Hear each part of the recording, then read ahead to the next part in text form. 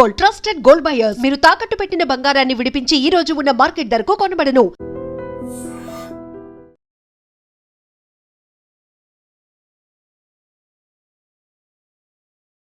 Hi నమస్తే, welcome to iDream media. నేను మీ రొద్దం శ్రీనివాస్. దేశం క్లిష్ట పరిస్థితుల్లో ఉందా? ప్రపంచం క్లిష్ట పరిస్థితుల్లోకి వెళ్తుందా? అసలు ఏం జరుగుతుంది? కరోనాను మించి ఒక ప్రమాదం ప్రపంచాన్ని కుదిపైపోతుందా? ఏం జరుగుతుంది?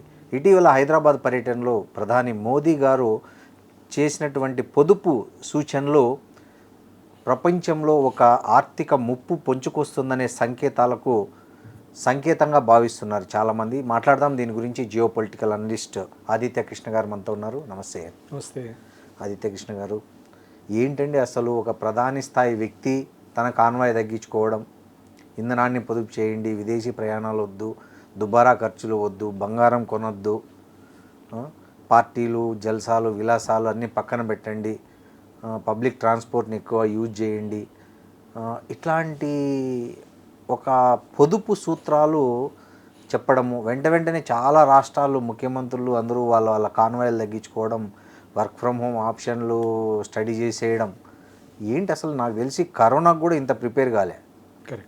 కరెక్ట్. కరెక్ట్. కానీ ఎక్కడ కూడా కొనకండి అన్నట్టు అనలా, గోల్డ్ని కొనకండి అనలా, తగ్గించండి, కొంచెం ఒక సంవత్సరం పాటు తగ్గించండి అన్నారు. అట్లాగే ట్రావెలింగ్ అయినా, నాన్ ఎసెన్షియల్ ట్రావెలింగ్ అయినా ఇవన్నీ తగ్గించండి. ఎక్కడ కూడా ఒక బ్యాన్ లాగా, ఇప్పుడు కోవిడ్ అప్పుడు మరీ దారుణంగా ఇంటి బయటకు అడుగు పెట్టకండి సార్. అవును. ఇప్పుడు మళ్ళీ అట్లా కాకుండా ఇప్పుడు ఎసెన్షియల్ అంటే ఎకానమీ విల్ ఫంక్షన్ కానీ తగ్గించండి. ఇన్ఫ్యాక్ట్ మనం ఏం గమనించాలంటే ఆయన దేని గురించి ఆయన స్పెసిఫిక్గా మాట్లాడారో అవి చూడాలి మనం. సో ఆయన అనేది ఏంటి? ఆయన అనేది ఆయిల్ అంటే వర్క్ ఫ్రమ్ హోమ్ అంటే ఆయన ఉద్దేశం అదే, బయటకు ట్రావెలింగ్ చేస్తే ఆయిల్ కన్జంప్షన్ తగ్గాలి. సో క్రూడ్ ఆయిల్ ఒకటి మాట్లాడారు. క్రూడ్ ఆయిల్ మనం ప్రతి సంవత్సరం ఇంపోర్ట్ చేసేటటువంటిది దాదాపుగా $130 బిలియన్ ఇంపోర్ట్ చేస్తున్నాం. నెక్స్ట్ గోల్డ్ అన్నారు ఆయన, గోల్డ్ తగ్గించుకోండి అన్నారు.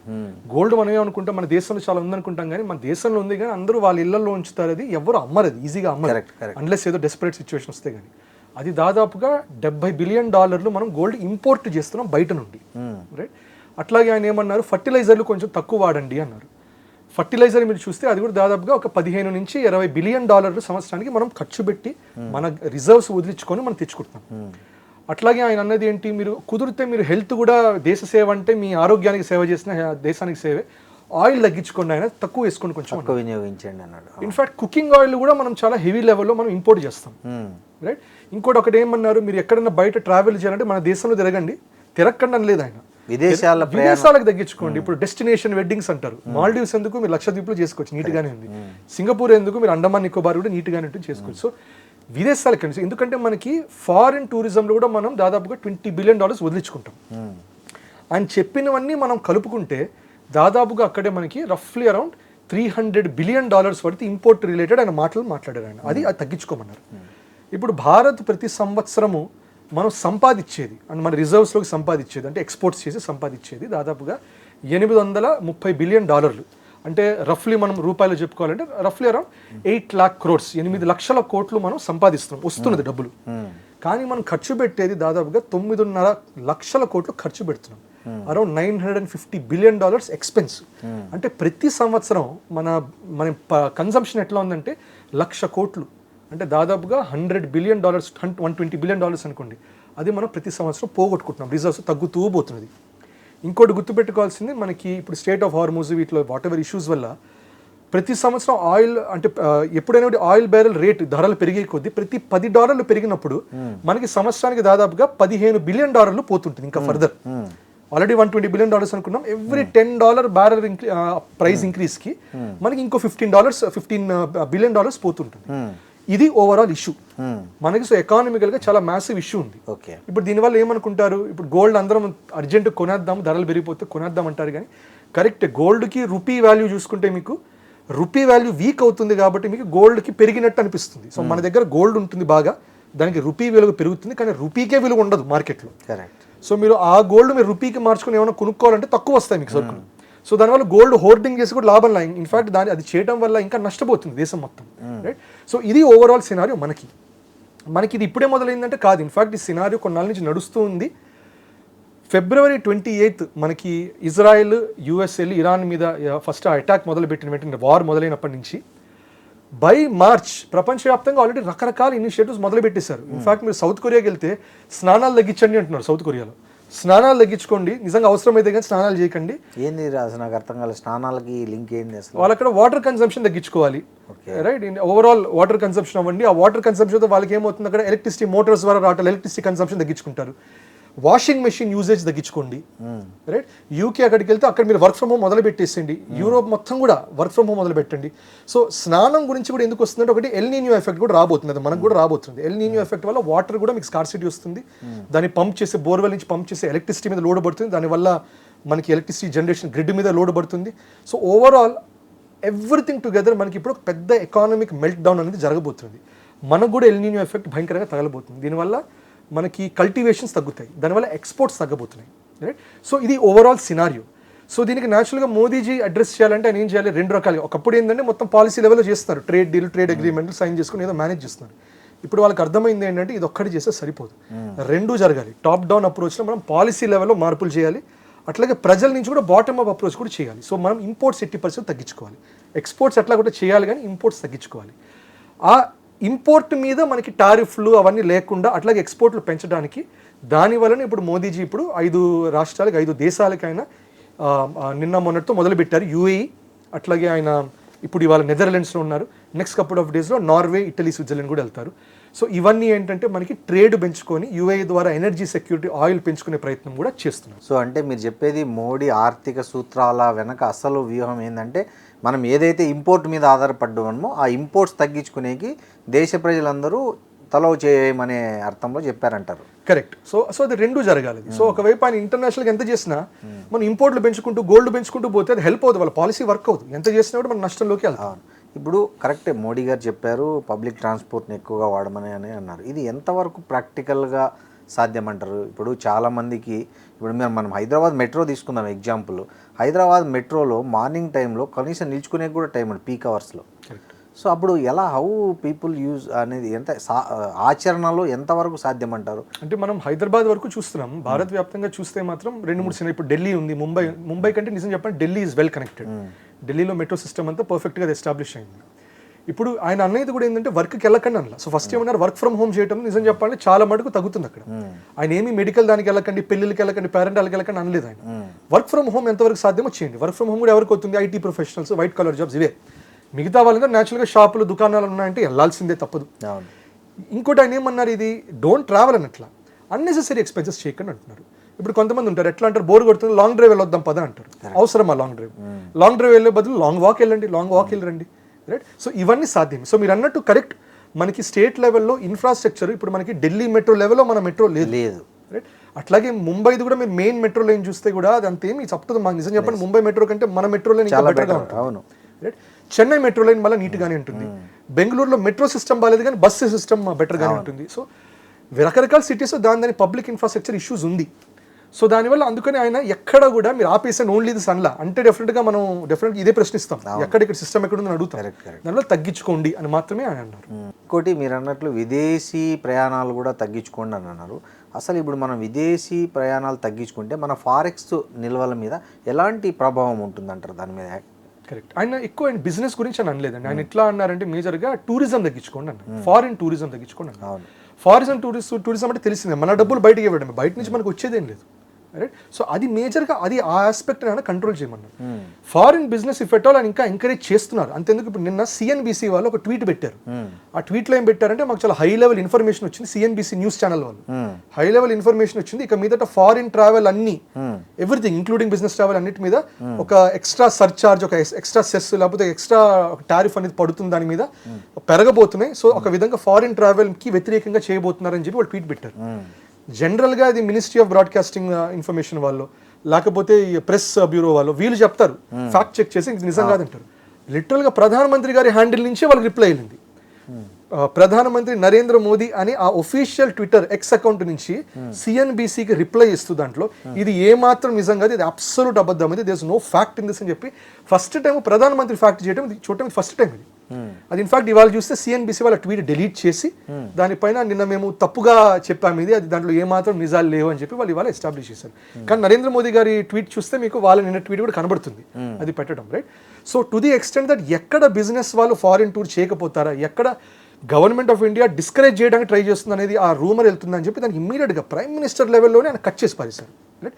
ఎస్పెషల్లీ ఇప్పుడు ఆయన ఫారిన్ టూర్కి వెళ్ళినప్పుడు ట్రేడ్ అగ్రిమెంట్స్ ఏమైనా రాసుకుంటున్నప్పుడు, ఇప్పుడు యూరోప్ కూడా అదే మెయిన్గా ఫ్రీ ట్రేడ్ అగ్రిమెంట్ని అది ఇప్పుడు ఇంప్లిమెంట్ చేయించాలి. అక్కడికి వెళ్తే ఇక్కడ ఫారిన్ ట్రావెల్ బ్యాన్ చేస్తున్నామని ఇక్కడ ఇండికేషన్ ఇస్తే అక్కడ వర్క్ అవుతుంది కదా. సో అందుకని ఫస్ట్ అక్కడ కట్ చేశారు. సో ఇప్పుడు అక్కడికి వెళ్ళి ట్రావెల్ చెప్తున్నారు దట్ బిజినెస్ వైజ్ స్ట్రెంథెన్ చేసే ప్రయత్నాలు బాగా చేస్తున్నారు ఇప్పుడు హెవీగా.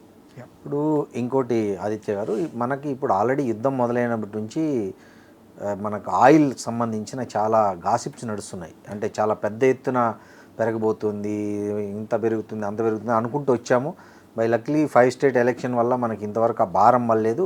గవర్నమెంట్ కొన్ని ట్యాక్సెస్ తీసేసింది. తర్వాత నిన్నటి నుంచి మళ్ళీ అంటే బహుశా 3 రూపీస్ పెంచినట్లున్నారు అన్నిటి మీద, డీజిల్ మీద.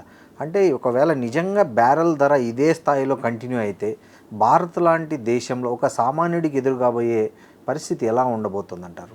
మన డెఫినెట్ ఖర్చులన్నీ అయితే పెరుగుతాయండి. మనకి 2 ఇష్యూస్ అవుతున్నాయి. ఇప్పుడు ఇంపోర్ట్, ఇందాక మనం స్టార్టింగ్ ఫస్ట్ పాయింట్ అనుకున్నట్టు ఇంపోర్ట్ పెరిగే కొద్దీ క్రూడ్ ఆయిల్ కూడా $130 బిలియన్. మనం పర్ డే మనం కన్జ్యూమ్ చేసే క్రూడ్ ఆయిల్ 5.5 మిలియన్ బ్యారెల్స్ మనం కన్జ్యూమ్ చేస్తున్నాం పర్ డే. దాంట్లో మనం ఇంపోర్ట్ చేసేది 4.5, రైట్? సో 5.5 మనం కన్జ్యూమ్ చేస్తే 4.5 ఇంపోర్ట్ చేస్తున్నాం, రైట్? సో అంటే మనకి ఇంపోర్ట్ బాగా చాలా హెవీగా ఉంది దీంట్లో. సో మనం ఇంకా ఇప్పుడు మిగతా ద్వారా ఇప్పుడు మనం ఆయిల్ ఒకటే కాదు, ఇప్పుడు గోల్డ్, ఫారిన్ టూరిజం ఇవన్నీ జరుగుతుంటే ఏమవుతుందంటే న్యాచురల్గా మనకి ఫారిన్ రిజర్వ్ తగ్గిపోతుంది. ఫారిన్ రిజర్వ్ తగ్గే కొద్దీ రూపీ వాల్యూ పడుతూ పోతుంది. 80 నుంచి 90 అయింది, 92 అయింది, 96 అయింది. మనం చూసే లోపల 100 రూపీస్ పర్ డాలర్ కూడా డెఫినెట్గా తగులుతుంది. ఎందుకంటే ఇప్పుడు ఆ వార్ ఆగపోతే జరగబోతుంది ఇది. సో ఇది జరిగేసరికి నార్మల్గానే మన రూపీ డివాల్యూ అయ్యే కొద్దీ, కానీ మన కుకింగ్ ఆయిల్ అంతా మనం ఇంపోర్ట్ చేస్తున్నాం, గోల్డ్ అంతా ఇంపోర్ట్ చేస్తున్నాం.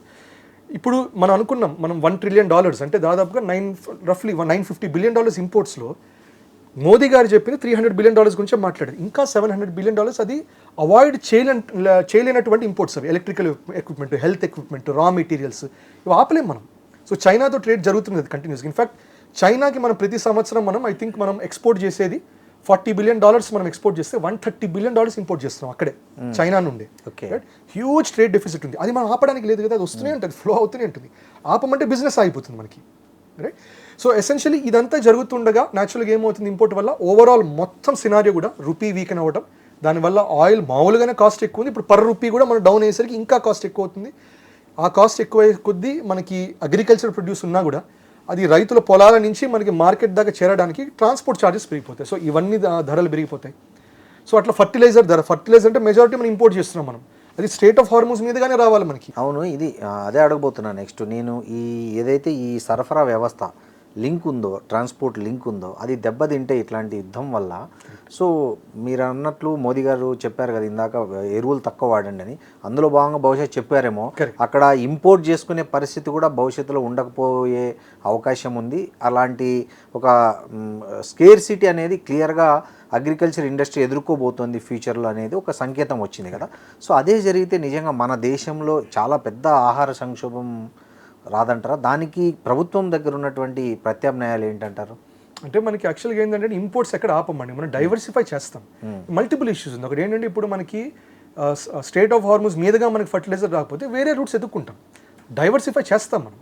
కానీ ఏమవుతుందంటే రేట్ పెరుగుతూ పోతుంది. ఎండ్ ఆఫ్ ద డే ఏంటంటే మనకి ఏమి ఇట్లా మనకి ఫెమైన్ లాంటి ఇష్యూ వచ్చే ఛాన్స్ అయితే ఉండదు. దానికి సెక్యూరిటీ ఉంటుంది మనకి, ఫుడ్ సెక్యూరిటీ ఉంది మనకి, హెవీ ఫుడ్ సెక్యూరిటీ ఉంది, ఎనర్జీ సెక్యూరిటీ కూడా మనకి దాదాపుగా వాళ్ళకి ఉంది. వాళ్ళు at least I think about 60 days worth of oil reserves పెట్టుకుంటారు.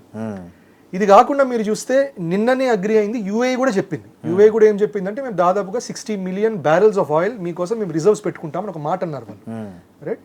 మా దేశంలో మా ఖర్చుతో మీకోసం మేము స్టోరేజ్ పెట్టుకుంటాం అన్నారు. బ్రిక్స్ సందర్భంగా చెప్పారా? కాదు, లిటిల్గా యూఏఈ వాళ్ళు ఇప్పుడు మోదీజీ వెళ్ళి మాట్లాడేటప్పటికి వాళ్ళు ఆల్రెడీ కన్ఫర్మ్ చేశారు మన ministry of external affairs that మీ దేశానికి సంబంధించే security, energy security 60 million barrel oil మా దగ్గర పెట్టుకుంటామని. సో యూఏఈ ఫుల్ కెపాసిటీలో 5 million barrels of oil per day generate చేస్తుంది. ఇన్ఫాక్ట్ యూఏఈ 1 డే ఎంత ఆయిల్ జనరేట్ చేస్తుందో మనము 1 డే దాదాపుగా అంతే ఆయిల్ కన్జ్యూమ్ చేస్తాం. నిజం చెప్పాలంటే 2 లింక్ అయిపోతే మాత్రం ఇంకా మనం ఎవరిని అడగాల్సిన అవసరం లేదు. కానీ మనం అట్లా ఇప్పుడు సింగిల్ సోర్స్ పెట్టుకోం, మన ఇష్యూస్ అవుతాయని. మనం డైవర్సిఫైడ్ గానీ ఉంచుతాం.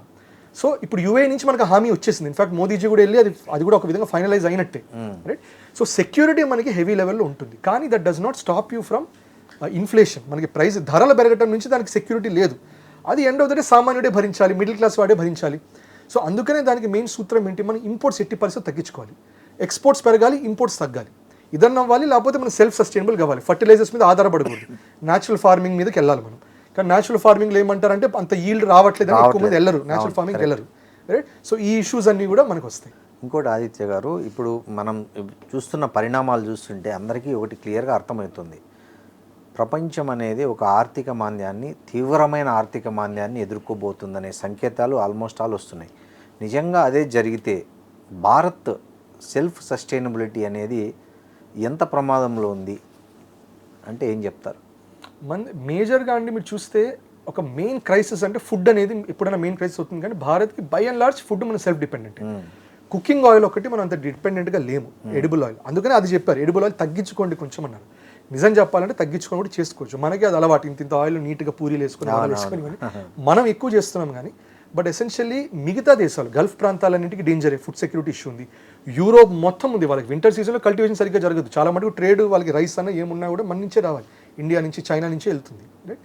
యూఎస్ కూడా ఫుడ్ సెక్యూరిటీ కొన్ని ఇష్యూస్ రావచ్చు, రైట్? సో మనకి ఒక గ్లోబల్ మెల్ట్డౌన్ అని జరిగితే మనకు ఉండే ఇష్యూ ఇదే, ఇన్ఫ్లేషన్ జరగటము. ఇన్ఫ్లేషన్ జరిగేసరికి ఖర్చులు ఎక్కువ అవడం, ఖర్చులు ఎక్కువ రావడం వల్ల పావర్టీ రావటం, పావర్టీ నుంచి క్రైమ్ రేట్స్ పెరగటం. ఇవి మనం చూసే థ్రెట్, అది ఎక్కువ చూస్తున్నాం, రైట్? ఫుడ్ వైస్ నిజం చెప్పాలంటే గ్రీన్ రివల్యూషన్ టైంలో చాలా మటుకు అప్పుడు జరిగిన తర్వాత ఇప్పటిదాకా ఆ లెవెల్లో మనకి ఎప్పుడు జరగల. అప్పుడు ఇన్ఫాక్ట్ యూఎస్ కూడా ఒక విధంగా ఇంజనీర్ చేసింది, దాని ముందు బ్రిటిష్ వాళ్ళు ఇంజనీర్ చేసేవాళ్ళు, మనకి ఫెమైన్స్ రావటం. సో గ్రీన్ రివల్యూషన్ సెటిల్ అయింది. అఫ్కోర్స్ గ్రీన్ రివల్యూషన్ వల్ల వేరే ఇష్యూస్ వచ్చాయి, మనకి వాటర్ బేస్డ్ ఇష్యూస్ వచ్చాయి, సాయిల్ ఫర్టిలిటీ ఇష్యూస్ వచ్చాయి, అది వేరే విషయం. కానీ అప్పటి టైంలో food security it has been మెట్.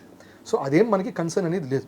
కానీ మనం ఏం చేస్తున్నాం, అందుకని ఈ గ్లోబల్ ఇష్యూలో ఉన్నప్పుడు వీఆర్ పొజిషనింగ్ యాజ్ దట్ మేము ఎవరి సైడ్ లేము. ఇజ్రాయెల్తో సైడ్ లాగా ఉన్నట్టే ఉంది, అట్లాగే ఇరాన్తో కూడా సపోర్టివ్గానే ఉన్నాం. చైనాతో మంచి ట్రేడ్ జరుగుతుంది, యూఎస్తోనూ ట్రేడ్ జరుగుతుంది. So we are positioning as well that neutral మేము అన్నట్టు పొజిషన్ చేస్తే అది కరెక్ట్ పద్ధతి, అది ఇనవే ప్రస్తుతం ఉన్న పరిస్థితులు. సో దీనివల్ల న్యాచురల్గా మనకి ఎప్పుడు ట్రేడ్ అడ్డాలు ఉండవు. ఇప్పుడు యూరోప్తో మనకి గుడ్ ఫ్రీ ట్రేడ్ అగ్రిమెంట్ ఉంది, సౌత్ కొరియాతో సెపా 2.0 అనేది పెట్టుకోబోతున్నాం, యూఏతో ఇప్పుడు మంచి స్ట్రాటజిక్ పార్ట్నర్షిప్ ట్రేడ్ అగ్రిమెంట్ ఉంది. చైనాతో ఇప్పుడు మనం అనుకున్నాం, చైనాకి ఇండియాకి జరగదేమో అనుకున్నాం, కానీ ఇక్కడ మనకి ఈ వార్, ఇక్కడ ఇండియన్ ఓషన్లో ఈ అరేబియన్ సీతో వార్ జరుగుతుంటే మనం నీట్గా ఏం చేసాం, మనం ఇక్కడ సిక్కిం దగ్గర నాథులా పాస్, హిమాచల్ దగ్గర షిప్కిలా పాస్, అట్లాగే టిబెట్కి మనం ఇది లిపులేక్ పాస్ ఉత్తరాఖండ్ నుంచి ఓపెన్ అప్ చేసి full on trade by road చేస్తున్నాం మనం చైనాతో. సముద్రంతో చేస్తే ఇబ్బంది అని చెప్పి ఫుల్ ఆన్ రోడ్ మీద చేస్తున్నాం ట్రేడ్ మనం, రైట్? సో ఎసెన్షియలీ మన సెక్యూరిటీ మనం ఎనివే చేస్తాం. సో దానివల్ల ఐ వుడ్ సే మనకి క్రైసిస్ అనే మోడ్కి వెళ్ళదు. మెయిన్ క్రైసిస్ అనేది వస్తే ఇవే, దట్ మనకి ధరలు, ఖర్చులు, దీనివల్ల ఓవరాల్ ఇన్స్టెబిలిటీ రావటం, ఓవరాల్ క్రైమ్ రేట్ పెరగటం, ప్రభుత్వం మీద నమ్మకం పోవటం. ఇది అవుతే న్యాచురల్ ఇంకోటి ఏమవుతుంది మనం ఎక్స్పెక్ట్ చేయం. కానీ నక్సల్ మూవ్మెంట్ చాలా మటుకు నిజం చెప్పాలంటే నక్సలైట్స్ ఏమి విలన్స్ లాగా మనం భావించకూడదు.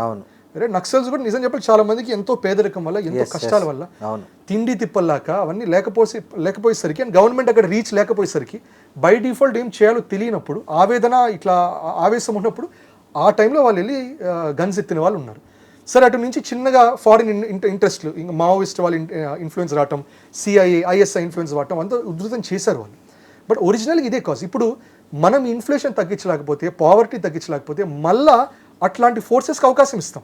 అవును, దట్ మీకు తిండి తిప్పలు ఇవ్వట్లేదు గవర్నమెంట్, చూసారా మిమ్మల్ని, మీకు ఆయిల్ కూడా మిమ్మల్ని ఖర్చు పెట్టిన, గోల్డ్ అని వద్దని చెప్పారు, మీ గోల్డ్ లాగేసుకుంటున్నాడు ఈ మోదీజీ, నాన్ సెన్స్ అంతా మాట్లాడి ఎండ్ ఆఫ్ ద డే మళ్ళీ మీరు తుపాకీ పట్టుకుని ఎందుకు వదిలేశారని చెప్పి మనకి ఇప్పుడు నక్సల్ ముక్త్ భారత్ అనేది మనకి జరిగింది, ఆపరేషన్ కగర్ ద్వారా జరిగింది. అది ఆల్మోస్ట్ ఇప్పుడు మన 1% కూడా లేదు మనకి నక్సలిజం. అది మళ్ళీ కిక్ స్టార్ట్ అయ్యే అవకాశాలు ఉంటాయి. సో చాలా మటుకు మన నేషనల్ ఇంటిగ్రిటీ, సెక్యూరిటీ కోసం ప్రజల్లో నుండి కొన్ని మార్పులు రావాలి. మోదీజీ అన్ని చేయలేరు, లేకపోతే రాహుల్ గాంధీజీ రేపు, లేకపోతే మన్మోహన్ సింగ్ నిన్న ఏం చేయడానికి లేదు. అది ప్రజల నుంచే చేసి మనం సెక్యూర్ చేసుకున్న దాన్ని బట్టి మన సొసైటీ స్టేబుల్గా ఉంటుంది. రూపాయి విలువ అనేది ఊహించిన విధంగా పడిపోతుంది. అసలు ఎప్పుడు కలగనిలే, అసలు ఇంత ఫాస్ట్గా డౌన్ఫాల్ అవుతుంది రూపాయి అనేది మనం ఊహించలేకపోతున్నాం. మీరు ఇందాక కూడా అన్నారు అది 100 దాటినా కూడా దాటచ్చు అని కూడా అన్నారు. సో ఈ పరిస్థితుల్లో మోడీ చెప్పినటువంటి ఏవైతే ఈ ఆర్థిక పొదుపు సూత్రాలు ఉన్నాయో అవి రూపాయి విలువను ఏమైనా కొంచెం పెంచడానికి దోహదపడతాయా ఏంటి? సో అబ్సల్యూట్లీ మనకి ఫారిన్ రిజర్వ్స్ తగ్గే కొద్దీ రూపీ వాల్యూ వీకెన్ అవుతూనే పోతుంటుంది. సో ప్రస్తుతానికి అదొక మేజర్ ఇష్యూ ఉంది. ఇంకోటి ఏంటంటే ఈ వార్ వల్ల కూడా యూఎస్ డాలర్ వాళ్ళు ఏం చేస్తున్నారు, వాళ్ళు కూడా బాగా స్ట్రెంథెన్ చేసే ప్రయత్నంలో ఉన్నారు. ఇప్పుడు చైనాతో కూడా వాళ్ళు ఇలా చైనాలో సమిట్ పెట్టుకున్నారు, మీటింగ్ పెట్టుకుని వస్తున్నారు. దాంట్లో కూడా రకరకాల గ్లోబల్గా ఏంటి డాలర్ని వాళ్ళు స్ట్రెంథెన్ చేసే ప్రయత్నాలు ఉన్నారు. At the same time BRICS ఏం చేసింది, బ్రిక్స్ డాలర్ని వీకెండ్ చేసే ప్రయత్నాల్లో ఉంది, right. But end of the day ఏంటంటే డాలర్ కొంచెం సుప్రీంగా ఇంకా రెయిన్ అవుతుంది. సో రెండు జరుగుతున్నాయి, డాలర్ స్ట్రెంథెన్ అవటం, దానివల్ల మనం వీకెన్ అవుతాం. ఇప్పుడు ఫర్ ఎగ్జాంపుల్ యూఏ అనుకోండి, యూఏ చాలా క్లారిటీగా ఉంటుంది, అది ఫిక్స్డ్ రేట్ ఉంటుంది. దట్ యూఎస్ డాలర్ ఎంత ఉంటుందో యూఎస్ డాలర్ ఇంటూ 3.5 ఏదో ఉంటుంది UAE dirham. So US dollar పెరిగే కొద్దీ యూఏ దిరం కూడా పెరుగుతుంటుంది. మనది ఫిక్స్డ్ కాదు, మనది వేరియబుల్గా ఉంటుంది. దానివల్ల డాలర్ పెరిగే కొద్దీ తగ్గుతాం, దానిపైన మన 4x తగ్గే కొద్దీ ఇంకా తగ్గిపోతాం. సో డాలర్ పెరగడం మనం ఏం చేయలేము, వాళ్ళని ఆపడానికి ఏం లేదు. మనం చేయగలిగేది ఇది, దట్ మన 4xలో మనం ఎట్టి పరిస్థితుల్లో కాపాడుకోవాలి. కానీ అది కూడా ఇట్స్ అ బిగ్ థింగ్. 1,00,000 కోట్లు సంవత్సరానికి మనం వదులుకుంటున్నామంటే అది it's a very big thing. So అది మొత్తం భారతదేశంలో ఉన్న ప్రజలందరూ కూడా ఇన్వాల్వ్ అయితే కానీ 1,00,000 కోట్లు మనం సేవ్ చేయడానికి ఉండదు. ఆదిత్య గారు, చాలామందికి ఈ రూపాయి విలువ పెరిగేదేంది తగ్గేదేంది, అసలు దీన్ని ఎవరు పెంచుతారు ఎవరు తగ్గిస్తారు, దేని ఆధారంగా పెరుగుతుంటుంది దేని ఆధారంగా తగ్గుతుంటుంది అనేది చాలామందికి చాలా సందేహం ఉంది. ఎక్స్ప్లెయిన్ చేస్తారు, ఎందుకు రూపాయి విలువ పెరుగుతుంటుంది, డాలర్ విలువ పెరిగినప్పుడు రూపాయి విలువ తగ్గుతుంటుంది, ఇది దేని రిలేటెడ్? అంటే దీనికి ఇన్ఫాక్ట్ ఒక బెటర్ ఎగ్జాంపుల్ ఎవరైనా ఎకానమిస్ట్ ఇవ్వగలుగుతారు. నాకు అర్థమైనంత అంతవరకు ఏంటంటే, మనకి ప్రతి దేశానికి ఒక ఫారిన్ ఎక్స్చేంజ్ రిజర్వ్స్ కోసం ఒక బ్యాంక్, మనకి రిజర్వ్ బ్యాంక్ ఆఫ్ ఇండియా లాగా అది ఉంటుంది. ఫారిన్ ఎక్స్చేంజ్ కూడా అన్ని డాలర్స్లో ఏమి ఉండదు, మనకు కూడా ఎట్లా ఉంటుంది, ఒక భాగం డాలర్స్లో ఉంటుంది, ఒక భాగం గోల్డ్లో ఉంటుంది, వేరే రకరకాల బాండ్స్లో ఇవేవి ఉంటాయి. ఇప్పుడు మీరు రష్యా చూసుకున్నారు అనుకోండి, రష్యా కూడా అట్లా వాళ్ళ 4xలో కొన్ని యూఎస్ డాలర్స్ ఉండేది. రష్యాతో వాళ్ళకి యుక్రెయిన్ వార్, ఆ ముందర వార్స్ జరిగేసరికి వాళ్ళు ఏం చేస్తారు, శాంక్షన్స్ పెట్టేసి ఆ డాలర్స్ని ఫ్రీజ్ చేసేస్తారు. అందుకని ఇప్పుడు రష్యా ఏం చేస్తుందంటే చాలా హెవీగా యువాన్ని పెట్టుకుంటుంది 4x reserves. So gold, yuan stuck అయిపోయిన డాలర్స్ ఉంటాయి. అట్లాగే ఇరాన్ కూడా అంతే, చాలా మటుకు డాలర్ స్టక్ అయిపోయింది. అదే వాళ్ళ ప్రెసిడెంట్ కూడా అంటుంటారు, ప్రెసిడెంట్ వాళ్ళ ఫారిన్ స్పోక్స్ పర్సన్ అంటుంటారు, ఏమంటుంటారంటే మీరు అక్కడ ఇరుక్కుపోయిన డాలర్స్ని వదలండి, మమ్మల్ని వాడుకోనియండి అంటారు, రైట్. సో అందుకని ఏది 100% డాలర్ మీద ఉండదు. సో మీ రూపీకి ఉండే వాల్యూ దేని బేసిస్ మీద ఉంటుంది, మీ 4x రిజర్వ్స్ ఎట్లా ఉంటుందో దాని బేసిస్ మీద ఉంటుంది. సో ఇప్పుడు నాకు 4x రిజర్వ్స్లో కొంచెం గోల్డ్ ఉంది, కొంచెం డాలర్ ఉంది, కొంచెం యువాన్ ఉంది, దాంతో నాకు 10 రూపాయల నోట్ ఇంటర్నల్గా వాడుకుంటున్నా. సో 10 రూపాయల విలువ దీని బేసిస్ మీద ఉంటుంది. ఇప్పుడు ఇది నాకు బాగా తగ్గిపోయింది అనుకోండి, కానీ దేశంలో 10 రూపాయలే ఉంది, సో దీని విలువ ఇంతే తక్కువే ఉంటుంది. అట్లాగే ఇది నేను రిజర్వ్స్ పెంచుకున్నాను అనుకోండి, ఇది 10 రూపాయలు ఉంది అనుకోండి, 10 రూపాయలతో నాకు ఇంత లెవెల్ వాల్యూ వస్తుంది. సో ఎసెన్షియల్లీ దాంతో ఏమవుతుందంటే 4x రిజర్వ్స్ ఆధారంలో చాలా మటుకు ఇంటర్నల్ డైనమిక్స్ మారిపోతుంటాయి. దీంట్లో ఒక ఎక్సెప్షన్ ఏంటంటే యూఎస్ డాలర్తో వాడికి అడ్వాంటేజ్ ఏంటి, Bretton Woods agreement, world war 2 తర్వాత బ్రెటన్ వుడ్స్ అవన్నీ చేసినప్పుడు బై అండ్ లార్జ్ డాలర్నే మీరు కరెన్సీగా వాడండి అన్నారు. ఎందుకంటే ఒకప్పుడు గోల్డ్ స్టాండర్డ్, ఎవరి దగ్గర ఎంత, ఇప్పుడు మనకు కూడా ఎంత తగ్గదు, ఎవరికి ఎంత బంగారం ఉంటే వాడు అంత కోటీశ్వరుడు, వాడంత గొప్పవాడని. వరల్డ్ వార్ 2 అప్పుడు ఏంటి, రకరకాల దేశాలకి డ్యామేజ్ అయిపోయి మొత్తం అందరూ రీకన్స్ట్రక్షన్ చేయాల్సి వచ్చినప్పుడు గోల్డ్ లేదు ఎవరి దగ్గరికి. అప్పుడు యూఎస్ వాళ్ళు ఏమన్నారంటే, ఓ పని చేయండి, మీరు మాకు గోల్డ్ మీ దగ్గర లేదు కాబట్టి యూఎస్ డాలర్ని మీరు భావించండి, మీరు మాకు ట్రేడ్ చేయండి, మేము మీకు డాలర్స్ ఇస్తాం, డాలర్స్ని మీరు వాడండి 4xగా, గోల్డ్ వద్దు అన్నారు, రైట్. సో ఎసెన్షియల్లీ దాంతో డాలర్ ఒక స్టాండర్డ్ అయింది. కొన్నాళ్ళు అయిన తర్వాత పెట్రో డాలర్ అని మార్చారు, డాలరు ఆయిల్ అని ఒక రూల్ పెట్టారు, ఆయిల్ ఎక్కడ అమ్మినా కూడా మీరు డాలర్స్లోనే అమ్మారని పెట్రో డాలర్ అన్నారు. సో ఆ రెండు లింక్ అయిపోయింది. సో అది లింక్ అవ్వడం వల్ల ఈ రెండింటి బేసిస్ మీద, ఆయిల్ బేసిస్ మీద, డాలర్ బేసిస్ మీదనే వరల్డ్ వైడ్ రన్ అవుతుంది. ఇప్పుడు యూఎస్ వాళ్ళు ఏం చేస్తారు, అందుకే వాళ్ళకి ఎప్పుడైనా ఇష్యూస్ వస్తున్నది, మార్కెట్లో డబ్బులు లేవనంటే ప్రింటింగ్ చేసుకుంటూ పోతారు. భారత్లో మనం ప్రింటింగ్ చేస్తే జింబాబ్వే పరిస్థితి వస్తుంది. జింబాబ్వేలో ఇప్పుడు మీరు చూస్తే కిలో లెక్కన ఎత్తకపోతే నోట్లు కిలో కూరగాయలు వస్తుంది, దానికి అది 1 బిలియన్ జింబాబ్వే డాలర్స్ ఇస్తే 1 బిలియన్ జింబాబ్వే డాలర్స్ అనే నోట్లు ఉన్నాయి వాళ్ళు, రైట్. సో ఆ స్థాయికి వెళ్ళిపోతుంది, ఎందుకంటే ప్రింట్ చేసుకుంటూ పోతాం, నీకు రిజర్వ్స్ లేదు అంటే దీనికి విలువే లేదు కదా మార్కెట్లో. Now it's an import dependent society, దానివల్ల వాల్యూ లేదు. ఎండ్ ఆఫ్ ద డే ఇవి ఫియాట్ కరెన్సీ అంటారు, ఇవంతా కాగితాలే, చిత్తు కాగితాలు లాంటివి. దానికి మనం గోల్డ్తో లింక్ చేసాం కూడా, ఒరిజినల్గా కూడా మీరు చూడండి, ఒరిజినల్ కూడా అదే అంటారు. ఒరిజినల్గా అందరూ బార్టర్ సిస్టమ్ ఉండేది, నీ దగ్గర ఇంత గోల్డ్ ఉంది, నా దగ్గర ఇంత ఉంది, ఇంత గోల్డ్కి ఇంత ఇస్తాను వస్తువు, ఇంత గోల్డ్కి ఇంత ధాన్యాలు ఇస్తాను, అవి ఉండేది. తర్వాత చిన్నగా ఎవరికో తెలివైన వాడు యూరోప్లో ఎవరో ఒక జూయిష్ ఫ్యామిలీ ఎవరికో ఐడియా వచ్చింది, సరే మీ దగ్గర అంత గోల్డ్ లేదు కదా, ఒక పని చేయి, నువ్వు నాకు ఒక 10 గ్రాములు గోల్డ్, దానికి సరిపోయే పేపర్లో కరెన్సీ లాగా నీకు రాసిస్తాను, ఆ పేపర్ తిరిగిచ్చి గోల్డ్ మళ్ళీ తీసుకెళ్ళిపోయినాడు. దాంతో మొదలైంది ఫియాట్ కరెన్సీ. అందుకని మన రూపాయి నోట్ మీద కూడా చూడండి, మన 10 రూపాయలు 100 రూపాయల నోట్ల మీద దాని మీద రాసి ఉంటుంది, దిస్ ఇస్ మనీ అని రాసి ఉండదు, this is a promissory note ఉంటుంది. రిజర్వ్ బ్యాంక్ గవర్నర్ ఎవరైతే ఉంటారో కరెక్ట్, ఆ గవర్నర్ నీకు ప్రామిస్ చేస్తున్నాడు ఆ వాల్యూ తిరిగి ఇవ్వడానికి అని ఉంటుంది. కరెక్ట్. సో దిస్ ఐ యాక్చువల్గా ఏమని రాసి ఉంటుందంటే, I promise to hand over to give this bearer of this note so and so rupees అని ఉంటుంది. అంటే నేను వాడికి ఇంకా ఇవ్వాలా, నేను 100 రూపాయలు నోట్ ఇచ్చిన 100 రూపాయలు ఇచ్చినట్టు లేదు, నేను మీకు నోట్ ఇచ్చాను, అది కేవలం ప్రామిస్ మాత్రమే, రైట్. అది మనకి డాలర్కి అట్లా లేదు, డాలర్కి వీ బిలీవ్ ఇన్ గాడ్ అని ఉంటుంది, వాడది ఒక ప్రాపర్ కరెన్సీ లాగా వాడుకుంటున్నాడు. సో ఎసెన్షియల్లీ అది, సో వాడు ప్రింటింగ్ చేసుకుంటూ పోతాడు, ప్రింటింగ్ చేయడం వల్ల మనందరం యూఎస్ మీద డిపెండ్ అవుతున్నాం కాబట్టి వాడి ప్రింటింగ్ వల్ల మనకి ఇన్ఫ్లేషన్లు అవుతాయి. ఎందుకంటే వాడి డాలర్లు పెరిగే కొద్దీ మనకి ఇన్ఫ్లేషన్ అవుతుంది. సో ఆ ఇష్యూ ఉంది. సో దీనివల్లే ప్రపంచవ్యాప్తంగా డీడాలరైజేషన్ జరగాలి, పెట్రోల్కి డాలర్కి లింక్ బ్రేక్ చేయండి, ఇవన్నీ ప్రయత్నాలు జరుగుతున్నాయి. మనం కూడా చేస్తున్నాం అన్నట్టే అనుకుంటున్నాం, కానీ మొన్న బ్రిక్స్లో మనం మిగతా వాళ్ళని మనం ఎందుకో సపోర్ట్ చేయలేదు. మనం అగేన్స్ట్ డాలర్ ఎక్కువ వెళ్ళలేకపోతున్నాము ఎందుకో ఏవో కారణాల వల్ల. మోడీ గారి ఫ్రెండ్ కదా ట్రంప్, సో బెస్ట్ ఫ్రెండ్ బాధపడకూడదని కొంచెం అంటే ఆ స్థాయిలో ఎవరున్నా కూడా అండి, ఆ స్థాయిలో మీరు నేను ఉన్నా కూడా మనకి అంత ఆప్షన్ ఉండదు. లేదండి, ఇందిరాగాంధీ ఉన్నారా, పివి నరసింహరావు ఉన్నారు, మన్మోహన్ సింగ్, పివి నరసింహారావు గారు, మన్మోహన్ సింగ్ గారు వాళ్ళే కదండి ఓపెన్ అప్ చేసింది. లిబరలైజేషన్ ఓపెన్ చేసినా మరి ఇంత బెండ్ కాలేదులేండి. అంటే ప్రతిదాన్ని సమర్థించి మన్మోహన్ సింగ్ జీ అండ్ పివి నరసింహారావు గారి టైంలోనే మనం ఓపెన్ అప్ అయిపోయాం. ఎస్, అది గ్లోబలైజేషన్ అప్పుడు వచ్చింది కాబట్టి మనం గ్లోబలైజేషన్ అడాప్ట్ చేసుకున్నాము. వాళ్ళు దాన్ని ఆహ్వానించారు కాబట్టి మనం ఈరోజు హాయిగా టెక్నాలజీ ఇవన్నీ వాడుతున్నాము. వాళ్ళు అక్కడ వరకు ఆగారు, కానీ ఆయిల్ ఎక్కడ కొనాలా, ఎక్కడ కొనొద్దు, లేకపోతే ఏదైనా ఎవడైనా సపోర్ట్ చేయాలా వద్దా అనేది అక్కడ అంతా పోలేదు. బహుశా ఇది ఓవర్ ఫ్రెండ్లీ నేచర్ అనుకుంటుంది, ఫ్రెండ్లీ నేచర్ కదా మోడీ గారి ఓవర్ ఫ్రెండ్లీ నేచరు. సో అలా అయింది. ఇంకా బ్రిక్స్ అంటే గుర్తొచ్చింది, నిన్న బ్రిక్స్ దాంట్లో ఇరాన్ విదేశాంగ మంత్రి ఒక మాట అన్నారు, మేము శత్రువులకు తప్ప మిత్రులకు ఎప్పుడు హార్మోజ్ ఓపెన్ చేసి పెడతాము, వాళ్ళు స్వేచ్ఛగా వాళ్ళు తీసుకెళ్ళచ్చు, వాళ్ళ ట్రాన్స్పోర్టేషన్ చేసుకోవచ్చు అని ఆయన ఓపెన్గా ఒక స్టేట్మెంట్ ఇచ్చారు. ఇది మన భారతదేశానికి ఎట్లా ఉపయోగపడుతుంది, ఏమైనా అంటే పాజిటివ్ అనుకోవచ్చా మనం? అంటే ఫ్రాంక్గా చెప్పాలంటే ఇరాన్ అక్కడ డైరెక్ట్గా అడ్రస్ చేసేది చైనా గురించి, రష్యా గురించి. మనకు కూడా ఫ్రెండ్లీ నేషన్ కింద పెడుతుంది, కానీ మళ్ళీ నిన్ననే మళ్ళీ ఇంకొక షిప్ మీద దాడి జరిగింది. అవును, అదే అర్థం కావట్లే. ఇక్కడ ఏంటంటే వాళ్ళకున్న డిప్లొమాట్స్కి, వాళ్ళకున్న పొలిటీషియన్కి IRGC, Iranian revolution guard corps, వీళ్ళ మధ్యలో కొంచెం డిఫరెన్స్ ఆఫ్ ఒపీనియన్ ఉంది. ఎందుకంటే బ్యాటిల్ ఫీల్డ్లో గన్ను పట్టుకున్న వాడికి, అక్కడ పేపర్ మీద సంతకం పెట్టే బ్యూరోక్రాట్కి డిఫరెన్స్ ఆఫ్ ఒపీనియన్స్ ఉంటాయి.